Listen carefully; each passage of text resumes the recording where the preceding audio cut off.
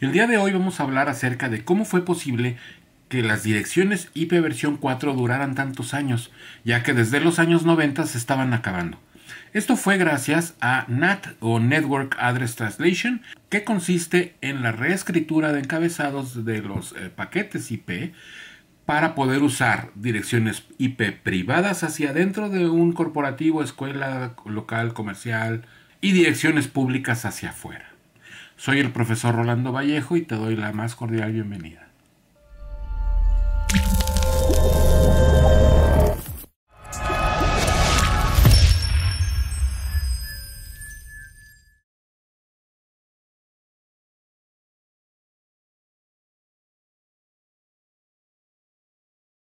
Bien, pues cuando se diseñó IPv4, IP versión 4, se pensó que era un espacio de direcciones demasiado grande.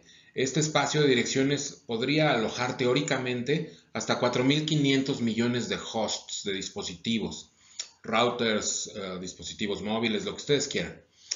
Y en ese momento se pensó que era demasiado grande y que jamás se iba a acabar. El problema fue que estas direcciones empezaron a repartirse de manera muy irresponsable. Esto quiere decir que algunos administradores de direcciones IP de algunos países se quedaron con espacios de direcciones muy grandes y los desperdiciaban, ni siquiera los utilizaban, mientras que a otros países les daban muy poquitas direcciones. Ejemplo, el continente africano. Cuando el continente africano se conectó a la red, se le dieron para todo el continente solamente una clase C, un espacio de direcciones de 254 direcciones utilizables. Imagínense ustedes todavía subneteando ese espacio de direcciones, todas las direcciones que se van desperdiciando, pues es imposible, ¿no? Prácticamente. Entonces, llegó un momento, hace ya un par de décadas, en que las direcciones IP se estaban acabando. Prácticamente estábamos a un paso del crash de Internet porque ya no había direcciones suficientes como para alojar más dispositivos. Mientras que muchas direcciones estaban siendo desperdiciadas. Todavía no se piensa que en esos momentos pudiésemos llegar a 4.500 millones de dispositivos conectados a la red, ¿no? Entonces era una situación un poco difícil, Internet se caía a cada rato y entonces se pensó en una solución para aliviar este problema de escasez de direcciones de IP versión 4. Entonces se desarrolló un Request for Comments, un RFC, 1918 es el RFC, que apartaba direcciones IP para ser utilizadas de manera privada hacia adentro de las organizaciones. En aquellos momentos pues eran principalmente organizaciones y universidades, sobre todo, las que hacia adentro ponían direcciones IP privadas, pero siempre había un dispositivo, un ruteador, que se encargaba de reetiquetar los paquetes. De manera que pudiéramos utilizar una dirección pública para representar todos aquellos dispositivos que estaban hacia adentro de la red privada.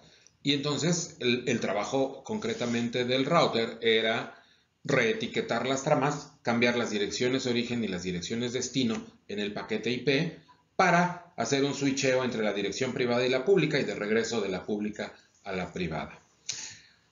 El truco aquí fue que todos los proveedores de servicios se pusieron de acuerdo para que esas direcciones privadas no pudieran ser enrutadas sobre Internet. En otras palabras, las direcciones privadas no pueden ser utilizadas para mandar un paquete más allá de nuestro router. Y con la conexión de tantos hogares ahora en nuestros días a Internet y también cada vez dentro de una casa hay, en un principio había una computadora, después dos, un dispositivo móvil, una tableta. Hoy en día, televisiones, Blu-rays, etcétera, podemos tener dentro de casa, no sé, 15, 20 dispositivos conectados a la red. Entonces, imagínense ustedes, el proceso de NAT le vino a dar 20, 30, 40 años más de vida a IP versión 4, porque en realidad lo que podíamos ahora conectar a Internet no eran 4.500 millones de dispositivos, sino 4.500 millones de redes. ¿De qué tamaño? Bueno, pues hasta de 5.000 dispositivos hacia adentro de la red utilizando una sola dirección pública para salir. Teóricamente podríamos conectar hasta 65,000 dispositivos en una red interna con una sola dirección IP pública, pero se han hecho pruebas y hasta 5,000, 6,000 dispositivos pueden funcionar perfectamente bien con una sola dirección privada. Ya más de eso, bueno, pues si una compañía tiene 5,000 computadoras, pues lo más justo es que compre 2, 3, 4 o rente 2 o 3 o 4 direcciones IP públicas, dependiendo del país. Pueden ser rentadas, pueden ser compradas, bueno, etc. Entonces, esto es más o menos el concepto de NAT. Sirva esto como introducción. Bien, pues, ¿qué es lo que es NAT? NAT, concretamente y en pocas palabras, es un proceso en el cual nosotros definimos un router que se encuentra en la frontera. En otras palabras, en la frontera, en la conexión entre lo que es nuestra LAN y nuestra conexión hacia el proveedor de servicios o hacia la calle. ¿Ok? En ese router está corriendo el proceso. Hacia adentro de la red, lo que tenemos marcado aquí, tenemos direcciones privadas. Las direcciones privadas las voy a explicar en un momento más. Y tenemos en nuestra interfase de salida, tenemos IPs o direcciones públicas. Entonces lo que hace el router es reetiquetar los paquetes IP. Cuando sale un paquete IP, por ejemplo aquí de la PC2, va a tener una dirección origen 192.168.11.10. Y la dirección destino va a ser, pues no sé, a lo mejor 209.165.201.1, que es de un server que está en la calle y que pues y que tiene una dirección pública, ¿no? El router tiene que cambiar la dirección privada 192.168.11.10 y poner en el paquete la dirección origen, una dirección pública que típicamente es la que se va a encontrar justo aquí, en esta interfaz. ¿Por qué? Bueno, pues porque el servidor al cual estamos tratando de abrir una página o cualquier cosa sería incapaz de contestar a una dirección 192.168 porque es una dirección privada. Entonces, por esa razón, el router, en este caso el R2, que es el que tiene habilitado NAT, lo que hace es ponerle la dirección de su interfase serial, que típicamente es una dirección pública, para que el servidor pueda contestar. Una pregunta frecuente es, ¿cómo es que el router sabe cuando la respuesta del servidor regresa a cuál de los hosts internos entregarle ese paquete, o esa página, o ese correo, o lo que sea? Y la respuesta es muy simple. El router 2, el router habilitado para NAT, tiene una tabla de NAT en donde va registrando a qué dirección privada le asignó qué dirección pública. De tal manera que cuando las respuestas regresan, este router va a saber a quién entregarle ese paquete, ¿no? Obviamente, cuando recibe la respuesta, trae una dirección destino ahora, una dirección pública, que es la de la interfaz serial, en este caso del router 2, y el router tiene que volver a reescribir el paquete, quitarle esa dirección en la dirección destino y ponerle la 192.168.11.10 para poder finalmente entregar el paquete a su destino. Esto es en pocas palabras cómo funciona NAT y, bueno, explicado de esta forma, se entiende que necesitaríamos tener tantas direcciones públicas como hosts tengamos adentro. Hay una forma de resolver este asunto porque entonces no estaríamos ahorrando direcciones IP. Y esa forma de resolverlo lo voy a explicar un poquito más adelante. Bueno, pues el RFC 1918 concretamente separa o aparta direcciones IP para que sean utilizadas como privadas hacia adentro de las organizaciones, hacia adentro de los hogares. Separa una clase A completita, la 10, 10.0.0.0 hasta 10.255. Esto es 10.0.0.0, diagonal 8, o con máscara por defecto, 255.000. También separa un grupo de direcciones de clase B. De hecho, son 16 clases B. La 172.16.00 hasta la clase B 172.31.255.255. Si ustedes se fijan, tenemos que 172.16.00 con máscara diagonal 12, estamos como superneteando hacia el lado izquierdo, estamos corriendo la división de NetID y HostID hacia el lado izquierdo 4 posiciones. Esto nos da 16 clases B juntas. Entonces, todas estas clases B las podemos separar para uso en privado, ¿no? Y después tenemos clases CES. ¿Cuántas clases CES? 256. También es una supernet esto, porque va desde la 192.168.00 hasta la 192.168.255. Esto es 192.168.00 diagonal 16. Si ustedes se fijan, la máscara por defecto de 192.168 sería diagonal 24. Estamos corriendo 8 bits hacia el lado izquierdo para reunir, juntar, sumarizar 256 clases C. Entonces, cualquiera de estas direcciones que tenemos en estos rangos pueden ser utilizadas como direcciones privadas hacia el interior de nuestro corporativo o nuestros hogares. Ahora, algo que no mencioné en una de las láminas anteriores es que en el proceso de NAT se tiene que definir qué direcciones van a ser trasladadas de privadas a públicas y viceversa, pero también es importante decirle al router, y lo voy a marcar aquí con rojo, cuál es la parte interna de la red y cuál es la parte externa.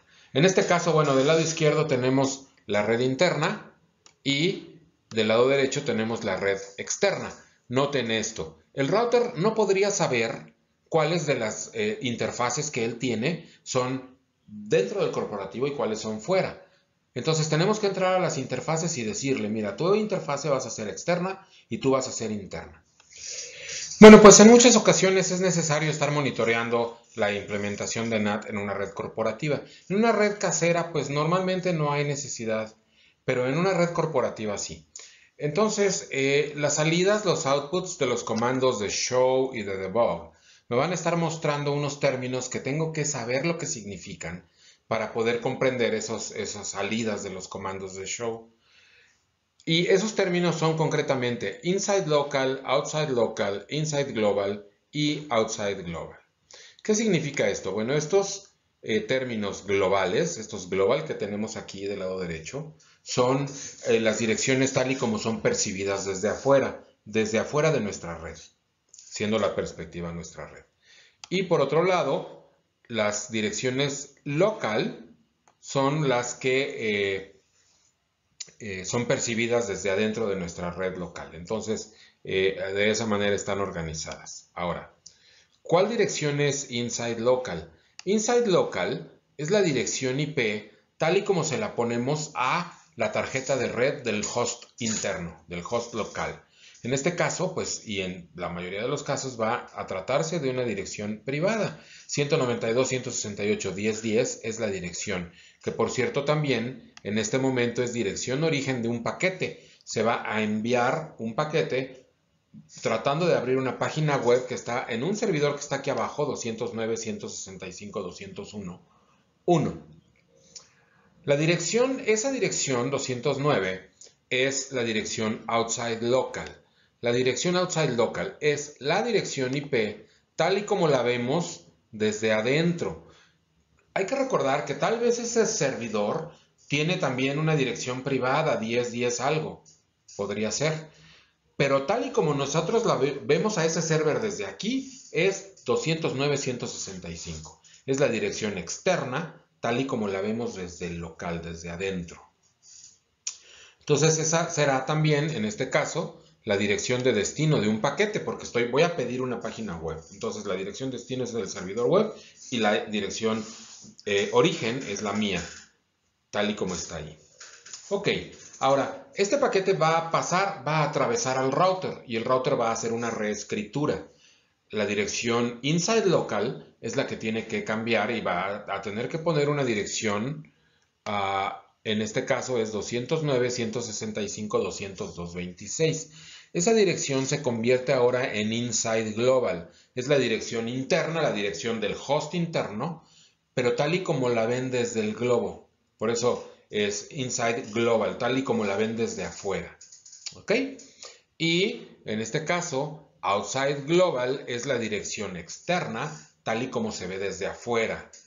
Si ustedes se fijan, esta dirección IP es exactamente la misma que esta. Casi siempre van a estar coincidiendo las direcciones Outside Local y Outside Global. De hecho, no casi siempre, siempre, porque independientemente de que ese web server esté detrás de una implementación de NAT y también independientemente de que tenga una dirección privada, nosotros no la vamos a saber. El mundo no la va a saber. Entonces, por esas razones que siempre van a ser la misma en el momento en el que nosotros tecleamos el comando o los comandos de show. Ahora, esta barra que tenemos aquí abajo corresponde a los paquetes que ya vienen de regreso. Las direcciones inside local, inside global, etcétera, son las mismas, pero lo único que cambia es ahora cuál es la dirección origen, cuál es la dirección destino, origen, etcétera. Eso es lo único que cambia. Pero en sí, las direcciones inside local, inside global, outside local y outside global siguen siendo las mismas. Ahora, existen dos tipos de NAT, principalmente el NAT estático y el NAT dinámico. En el NAT estático lo que hacemos es mapear toda una dirección IP interna a toda una dirección IP externa, o más bien, toda una dirección privada a una dirección pública.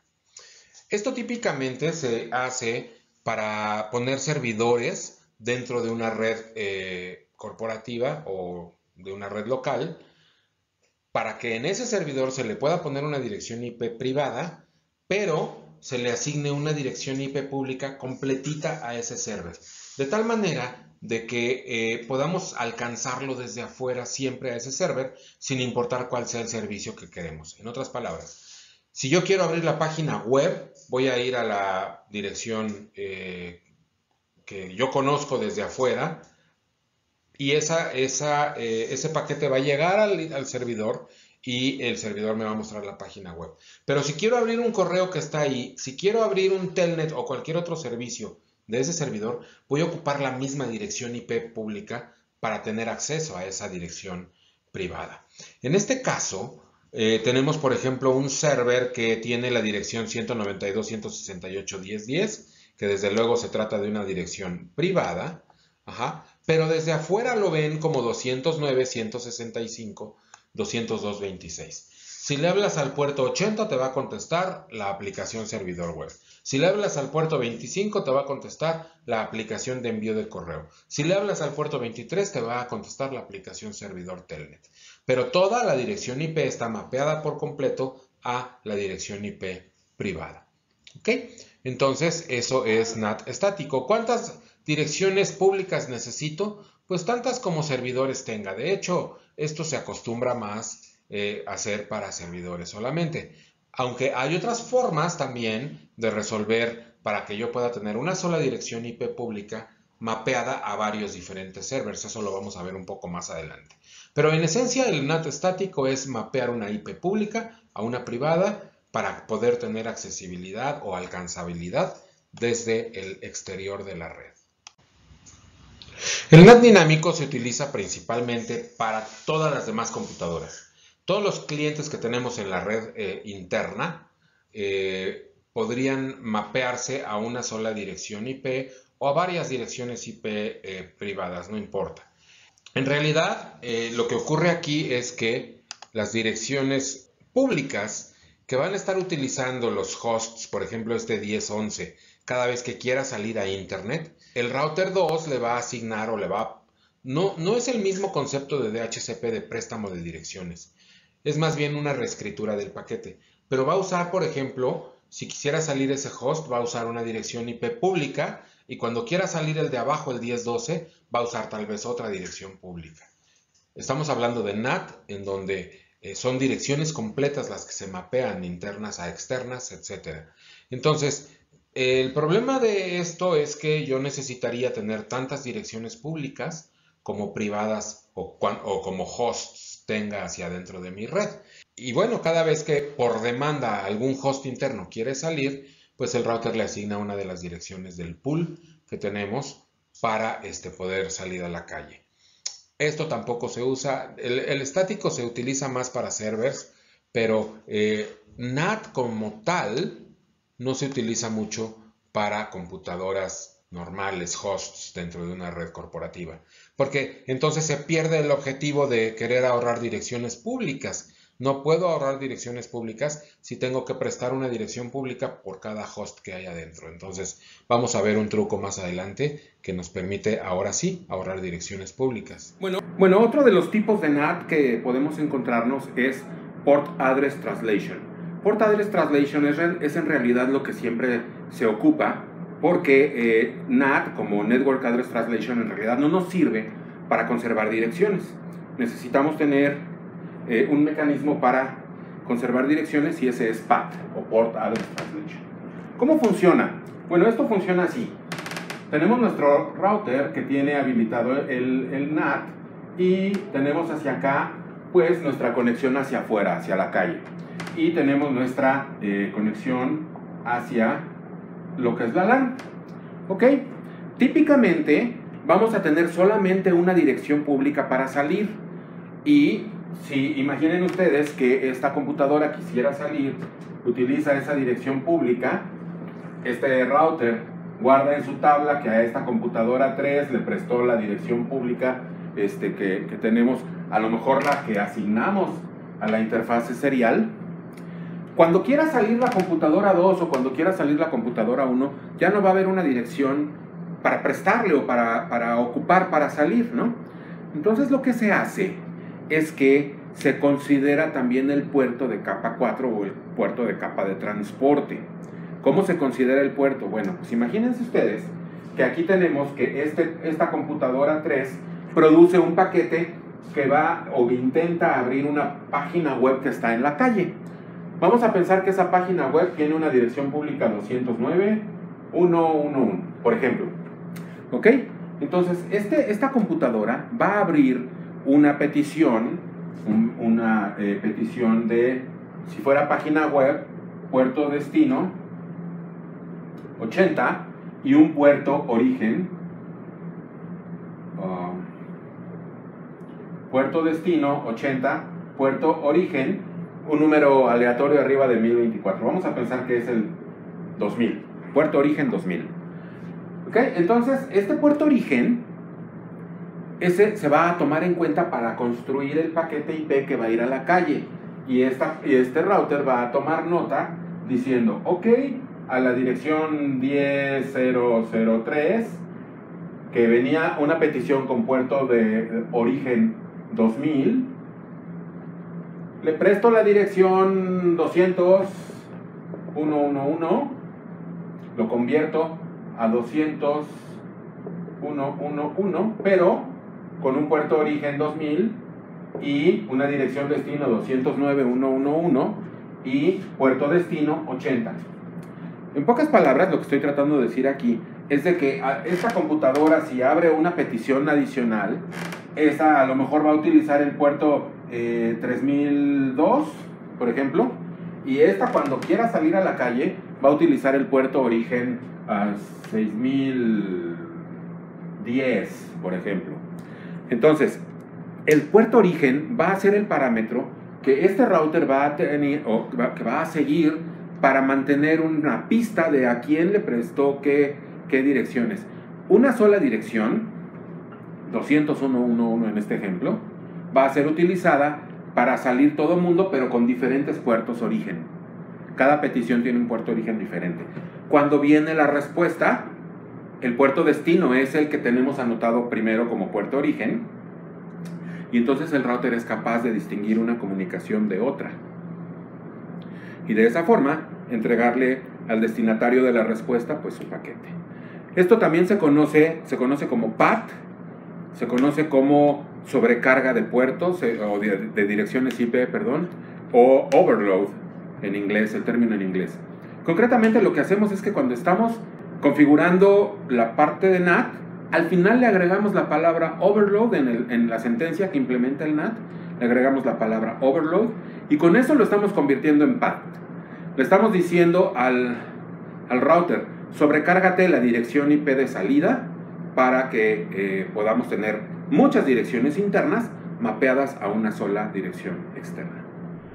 Bueno, si hablamos de las ventajas y desventajas de NAT, como primera ventaja podríamos mencionar la razón por la cual NAT fue creado, ¿no? Y esta razón es que necesitábamos conservar direcciones IP, ahorrar direcciones IP públicas, y bueno, pues ese desde luego es la primera ventaja, ¿no? Otra ventaja sería que una vez que nosotros direccionamos el corporativo hacia adentro, estas direcciones ya no tienen que estar cambiando, aun si nosotros cambiamos de proveedor de servicios. Por ejemplo, si nosotros estuviéramos con Telmex y nos cambiamos con Avantel, el problema que tendríamos es de que si tenemos direcciones públicas hacia adentro del corporativo, pues Avantel y Telmex utilizan diferentes direcciones. Tendríamos que volver a hacer todo el direccionamiento hacia adentro de la empresa porque no serían las mismas direcciones. Pero si nosotros tenemos NAT y tenemos direcciones privadas hacia adentro, el hecho de que nosotros cambiésemos las direcciones públicas con las cuales nos estamos conectando a Internet ya no tendría ningún impacto hacia adentro, ¿no? Otra ventaja de NAT es que nos ayuda o es como un elemento que introduce cierto nivel de seguridad, dado que se pierde cierta conectividad de afuera hacia adentro. Las conexiones cuando están siendo hechas por NAT, sobre todo cuando es dinámico, tienen que ser iniciadas desde adentro hacia afuera. En otras palabras, sería como abrir una página web desde una computadora que está dentro del corporativo. Entonces, esa computadora inicia la conectividad al tratar de abrir una página web que esté en algún servidor web en el mundo. Solamente la respuesta puede ingresar, pero si ese equipo quisiera iniciar la conectividad de afuera hacia adentro, es prácticamente imposible cuando es NAT dinámico. Y la razón es porque los hosts internos pueden tomar diferentes personalidades desde el punto de vista IP. Son diferentes direcciones las que toman, entonces un equipo externo no sabría a quién hablarle, ¿no? O más bien cuando utilizara la dirección de outside local, no sabría el router a quién entregarle el paquete de los hosts internos, dado que la comunicación no se inició adentro, ¿no? Esto también puede llegar a representar una desventaja. ¿Por qué? Pues porque si yo quiero iniciar una comunicación de afuera hacia adentro, necesitaría implementar forzosamente NAT estático. En otras palabras, una de las desventajas de NAT es de que se pierde cierta alcanzabilidad de afuera hacia adentro. También otra desventaja sería que en ocasiones cuando queremos implementar VPNs o Virtual Private Networks, esto puede llegar a representar un problema, dado las reescrituras de los paquetes y todo esto es un poco más complicado. O sea, sí se puede, pero es un poco más complicado, ¿no? Y otra desventaja es que en ocasiones las sesiones de TCP pueden ser interrumpidas debido a la carga de trabajo que tiene el router. Otra desventaja sería que el performance o el desempeño de la red en ocasiones puede llegarse a ver un poco degradado, en muchas ocasiones no es notorio prácticamente. Tendríamos que tener más de 2.000 o 3.000 computadoras hacia dentro del corporativo para que se notara un ligero cambio en el performance, en el desempeño de la red. Menos de eso, pues en realidad no es tan notorio. Los cuellos de botella normalmente se encuentran en otras partes de la red, ¿no? Bien, pues vamos a ver cómo configuramos un NAT estático y concretamente lo que queremos es que este servidor que internamente tiene una dirección privada 192.168.1.2 pueda ser alcanzado desde afuera mediante una dirección pública que si vemos aquí por ejemplo tenemos este router que tiene una dirección externa 209.200.201.1 y queremos que este server tenga la 209.200.201.4, por ejemplo, ¿no? Suponiendo que nosotros hemos comprado las siguientes 4 direcciones IP al proveedor de servicios. Si ustedes se fijan, aquí en este caso la dirección IP de la interfase serial corresponde a una subred de 4 direcciones, de las cuales solamente podemos utilizar la 1 y la 2, porque la 0 y la 4... la 0 y la 3 no se pueden utilizar por su neteo tradicional, ¿no? Entonces, este cliente decide comprarle al proveedor de servicios las siguientes 4 direcciones, la 4, 5, 6 y 7 para su NAT. Entonces le vamos a asignar la dirección 4 como de manera estática a este server y lo vamos a hacer mediante el comando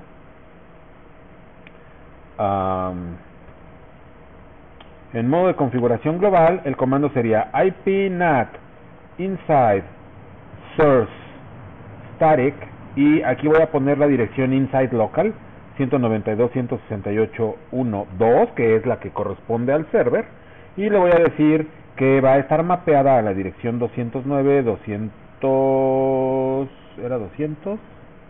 Sí, 201.4. Esta es la dirección inside global, es la dirección como me van a ver desde afuera. Esta es inside local, es la dirección tal y como la tiene el servidor que tenemos ahí adentro, ¿no? Y entonces lo que estoy haciendo es un mapeo totalmente estático, en donde la dirección 209.200.201.4 siempre va a corresponder a la dirección interna 192.168.1.2. Si yo tecleo aquí, por ejemplo, show IP NAT translations, ahí voy a ver que la inside local siempre de 1.2 siempre va a corresponder a la inside global 209.200.201.4. ¿Ok? Ahora, fíjense en esto. Yo desde este proveedor de servicios o desde la calle o donde sea, yo necesitaría tener una ruta estática o una ruta o un camino para poder llegar a esa subnet. Noten, la subnet que empieza en la dirección 4, 5, 6 y 7, esa subnet no está en la tabla de enrutamiento del proveedor de servicios a menos que se la pongamos, ¿no? Entonces, fíjense, yo ya la puse esa dirección ahí, le doy show running config y ahí voy a ver la ruta, puse una ruta estática que apunta hacia la serial 0 y que me permite llegar a las direcciones 4, 5, 6 y 7, de acuerdo a esta máscara. En otras palabras, lo que yo le estoy diciendo al router es que cuando alguien vaya a esta dirección 4, por ejemplo, pues mande el paquete por la serial 000.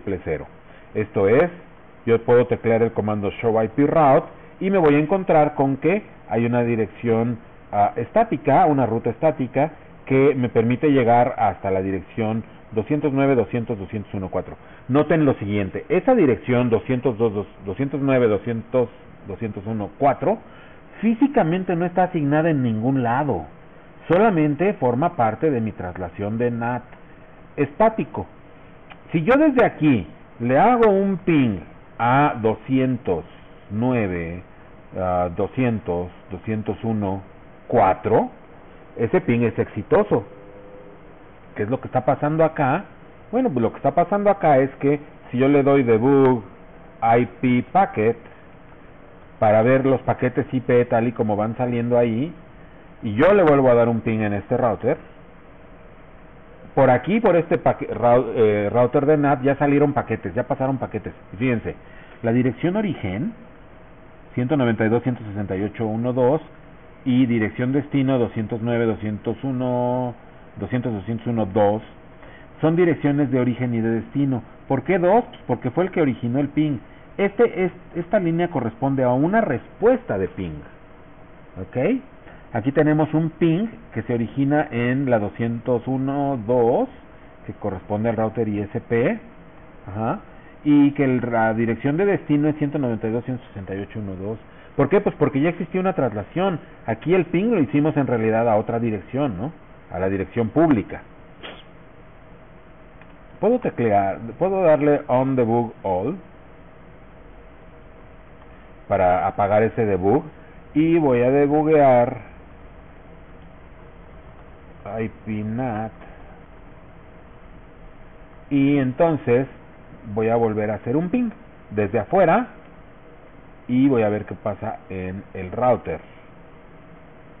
Aquí está. Fíjense, hay una dirección de origen 201.2 originaria de un ping. El destino fue 209, la dirección 4, 201.4, que es la de NAT. Y esta dirección 204 se cambió en el paquete IP y se reescribió 192.168.1.2. Y la respuesta, que viene de 192.168, la respuesta al ping, se cambia, noten esta flechita, se cambia a 201.4 cuando el destino es este. Noten cómo aquí están ocurriendo las traslaciones, tanto de ida como de regreso. Muy bien, entonces ya tenemos un NAT estático para el server para que pueda ser alcanzable desde afuera. Ahora necesitamos implementar NAT dinámico para que las demás computadoras, las computadoras hijas de vecino, puedan salir a internet y vayan agarrando dirección IP pública al momento de que quieran salir. Entonces, esto se logra mediante la consecución de 3 pasos. El primero, hay que crear un pool de direcciones, pool de NAT, de direcciones públicas que van a ser utilizadas bajo demanda a la hora de que los hosts internos quieran salir. Paso número 2, mediante la creación de una lista de control de acceso, voy a definir cuáles son las direcciones IP que tienen permiso de una traslación de NAT. Paso número 3, voy a hacer la implementación de NAT dinámico ya propiamente dicho. Y hay un paso número 4 que en este momento no mencioné porque ya lo hicimos. En el NAT estático tuvimos que haber definido cuáles son las interfaces que son internas y cuáles son externas. Vamos a ver, perdón, eso no lo mencioné en la lámina anterior, ya lo había hecho previamente, pero es importante que lo veamos. Aquí, por ejemplo, en la interfase gigabit 0 diagonal 0 tenemos el comando tecleado IPNAT inside. Esta parte es la parte interna de NAT y esta parte de acá es la parte externa. La interfase serial 0, que es la interfaz 1, tiene el comando IPNAT outside. Si estos dos comandos, IPNAT inside y IPNAT outside, no hubiesen sido tecleados, pues el router no hubiera podido hacer la traslación de NAT estático porque no sabría cuál es la interfaz que corresponde a la red interna y cuál es la interfaz que corresponde a la red externa. ¿Ok? Entonces ese comando es, digamos que el cuarto paso del dinámico, pero ya lo habíamos hecho previamente con el NAT estático, entonces ya no va a ser necesario. ¿De acuerdo? Entonces vamos a hacer el primer paso en modo de configuración global, desde luego, crear el pool de NAT. IPNAT pool, aquí se requiere de un nombre de pool, de un nombre de bloque, y yo le voy a poner mypool, ¿ok? IPNAT pool de nombre mypool empieza en la dirección 209, 200, 201, 5. La 4 no la pongo porque pues es la dirección que ya estoy usando para mi NAT estático. Y luego pongo mi última dirección de mi pool, 209, 200, 201, 7. Recordemos que yo compré 4 direcciones IP para mi pool y ya ocupé una, la 4, entonces me queda 5, 6 y 7. Aquí estoy poniendo la primera dirección del pool, la última dirección del pool y desde luego que la dirección 6 también forma parte del conjunto de direcciones utilizables, ¿no? Después, netmask y la máscara de mi subred que corresponde a estas direcciones. ¿Ok? Entonces ahora tenemos ya creado nuestro pool. Segundo paso dijimos, vamos a teclear una lista de control de acceso, access list 1, porque es una lista estándar. En las listas de acceso estándar nos interesa saber solamente direcciones de origen. Y esta lista de control de acceso sirve para definir quiénes tienen permiso de traslación de NAT. Entonces, access list 1, permit, 192, 168, 1, 0 y la máscara, wildcard 000 255.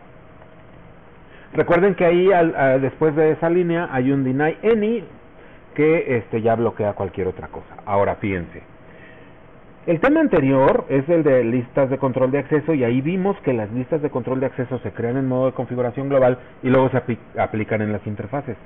En este caso, esta lista de control de acceso no la creemos para bloquear o permitir tráfico. La queremos nada más para decirle a NAT quién tiene permiso de traslación y quién no tiene permiso de traslación, pero no está siendo utilizada para bloquear tráfico. Entonces la lista de control de acceso no la vamos a aplicar en una interfase, sino que la vamos a mandar a llamar desde mi implementación de NAT. Tercer paso, implemento NAT. En este caso el comando es IPNAT inside source list 1 pool mypool y listo. Fíjense lo que dice este comando. ipNAT inside, vamos a instalar o a crear una implementación de NAT de adentro hacia afuera, en donde las direcciones de origen que van a tener permiso de salir se encuentran definidas en la lista de control de acceso 1 y las direcciones dinámicas están contenidas en un pool que se llama mypool. Esto es lo que significa esta implementación de NAT. ¿Ok? Si yo le doy un enter aquí y después ipNAT inside y ipNAT outside en las interfaces interna y externa respectivamente, pues aquí ya debo de poder salir, ¿no? Entonces, por ejemplo, aquí en PC1, pues me voy a ir al command prompt y le voy a dar un ping a 192.160, a 209, 200, 201, 2, que es la dirección IP que está aquí del proveedor de servicios, y eso quiere decir que tengo que atravesar el router que implementa NAT. ¿Ok? Y entonces ahí estoy, ya estoy saliendo, pero vamos a ver lo que ocurre en el router de NAT, ¿no? Vamos a ver el show IP NAT translations, y ahí vemos que la computadora que tiene la dirección 3 agarró la dirección 5 cuando el destino es 201.2. ¿Sale? Voy a hacer un ping en esta laptop y para ver qué es lo que ocurre. Ping 209, 200, 201, 2. Vengo al router de NAT y vuelvo a teclear show IP NAT translations. Vean, la dirección 3 que corresponde a la computadora de escritorio agarró la dirección 5 del pool, y la dirección 4 que corresponde a la laptop agarró la dirección 6. Aquí podemos ver claramente que cada una de las computadoras tiene ahora una dirección IP propia prácticamente, y aquí está además esta que es la estática, ¿no? Hay que recordar que esto es un problema porque no estamos ahorrando direcciones públicas.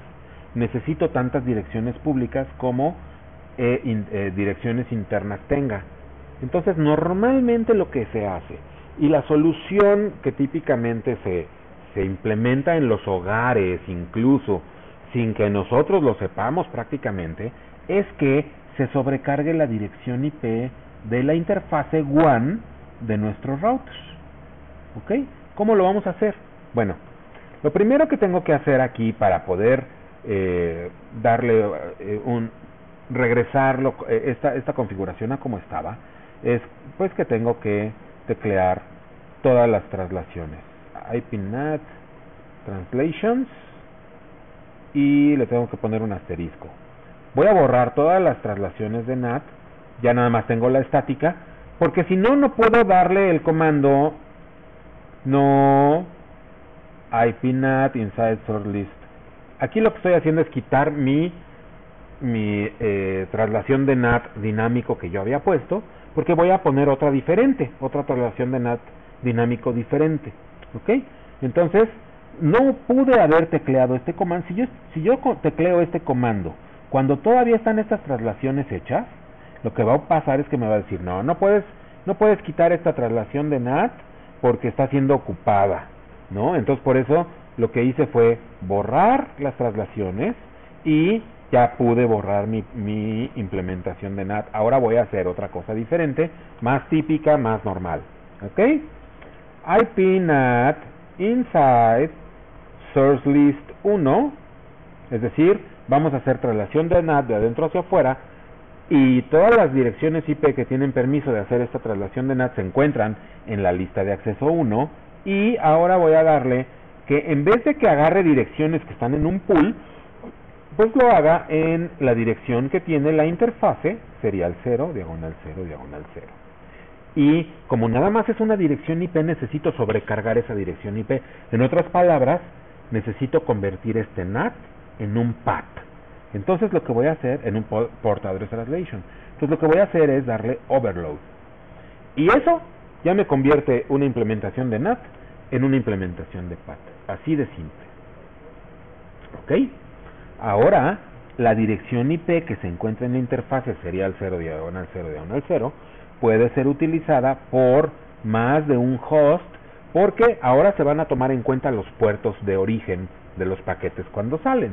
Entonces, vamos a ver qué ocurre cuando yo hago un ping desde la computadora de escritorio, hago un ping desde la computadora de laptop, y vamos a ver acá el Show IP NAT Translation. Fíjense, aquí ya tenemos la Inside Global, que es la dirección tal y como me ven a mí. Si la dirección tal y como me ven a mí desde afuera es la dirección de la interfase serial, ¿no? Y estoy ocupando el puerto 1024 como puerto origen. El destino fue la 201.2, y la dirección Inside Local fue la 4, la de la computadora de escritorio. Y de la laptop. Y de la de escritorio, que es esta 3, agarró la misma dirección IP, pero agarró un puerto diferente. Agarró el puerto 1027. ¿Ok? Muy bien, bueno, pues esto es concretamente PAT, la sobrecarga de los puertos.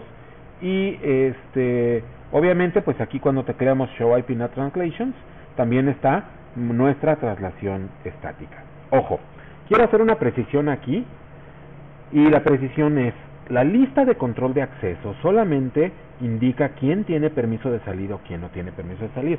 Si yo tuviera por aquí otra computadora que tuviera una dirección IP diferente a la que está en la lista de control de acceso, esa computadora no va a estar bloqueada de salir. Esa computadora va a estar denegada en la lista de control de acceso, y por lo tanto no va a ser candidata a traslación de NAT. Pero de que pueden salir sus paquetes, pueden salir sus paquetes. ¿Ok? Entonces esa es la forma en que implementamos NAT estático, NAT dinámico en un router de Cisco. Bien, port forwarding o reenvío de puertos nos sirve principalmente para hacer el proceso inverso de lo que estábamos conversando hace un ratito. Fíjense, aquí lo que tenemos es una dirección pública 209.165.202.25, ¿ok? Y lo que se hace con este tipo de mecanismo de NAT o de NAT como inverso hacia adentro es de que cuando yo le hablo a un puerto específico, como por ejemplo el puerto 80 de esa dirección IP, lo que hace el router es reenviar esa petición a una dirección específica interna, privada, pero de un server que está prestando ese servicio. Lo que podríamos tener aquí fácilmente sería, por ejemplo, otro servidor aquí que tuviera una dirección, por ejemplo, 253, aquí la dirección 253, y que ese servidor estuviera prestando los servicios de correo, por ejemplo, y que cuando llegase una petición al puerto 110 o al puerto 25, entonces esa petición fuese reenviada al servidor de correo en lugar de ser enviada al servidor web. Esto funciona mucho, y si ustedes se fijan, aquí podemos ver que tenemos una configuración en modo de página web, porque este tipo de configuración se utiliza mucho en los routers caseros, en los routers de tipo SOHO, Small Office, Home Office. Se utiliza mucho, por ejemplo, para videojuegos. Hay, por ejemplo, videojuegos que utilizan un puerto muy específico en Xbox, por ejemplo, y entonces cuando llega una petición de afuera de conexión a un puerto, no sé, por ejemplo, 50.000, el router casero lo que hace es reenviar esa petición a la dirección IP interna que corresponde al Xbox, por ejemplo. De esa manera es como nosotros, con una sola dirección pública, podríamos tener varios servidores hacia dentro de la casa. El único problema es que requerimos que esta dirección sea una dirección pública y que sea estática para poderlo dar de alta en algún servicio de registro de nombres de dominio. Bueno, pues configurar port forwarding es realmente muy sencillo. Lo único que tenemos que hacer es indicarle al router que cuando le llegue una petición a un determinado puerto le envíe a una determinada dirección interna y a un determinado puerto interno. Esto lo hacemos con el comando IPNAT inside source static. Va a ser una traslación estática va a ser una traslación relacionada con servicios de TCP, y la dirección interna, que es 1054, que es del web server, en este caso, va a estar atendiendo el puerto 80, y después le ponemos espacio, la dirección pública y el puerto público. En este caso, estamos esperando que un cliente nos hable a esa dirección pública que tenemos aquí y a un puerto, en este caso 8080, y que cuando eso suceda, queremos que la traslación sea hecha al puerto 80 de la dirección privada 192.168.10.54, que es privada. Ahora, después de eso tenemos que, al igual que en cualquier otro proceso de NAT, tenemos que indicar cuál es la dirección interna o la interfase interna y cuál es la interfase externa con el comando IPNAT inside o el comando IPNAT outside. En este caso se considera la parte externa la la serial 010, mientras que la serial 000 es la interfase interna. Si hablamos de NAT para IPv6, obviamente pues en IPv6, como tenemos un espacio de direcciones realmente enorme, no se requiere de NAT para conservar direcciones, pero sin embargo se está utilizando NAT como un mecanismo para hacer convivir IPv4 con IPv6. En pocas palabras, bueno, pues tenemos que NAT, para empezar, se llama NAT 6.4, dado que cambiamos o hacemos reescrituras de paquetes de versión 6 a versión 4, y concretamente esto funciona de manera en que si nosotros tenemos, por ejemplo, una red de IPv4 y hacia adentro de nuestro corporativo tenemos IPv6, pues lo que hace este router fundamentalmente es hacer cambios de direcciones de IPv6 a IPv4 y de IPv4 a IPv6. Concretamente para eso se utiliza NAT, más que para ahorrar direcciones, para dar la funcionalidad de hacer convivir los dos protocolos, las dos versiones de protocolo de IP. Bueno, pues ya sabes que si encontraste interesante el contenido de este video, dale like, y si te sirven todos estos contenidos, puedes suscribirte y darle clic en el botón de la campanita para que estés informado cada vez que nosotros publicamos algún video. Nos estamos viendo en la próxima, gracias.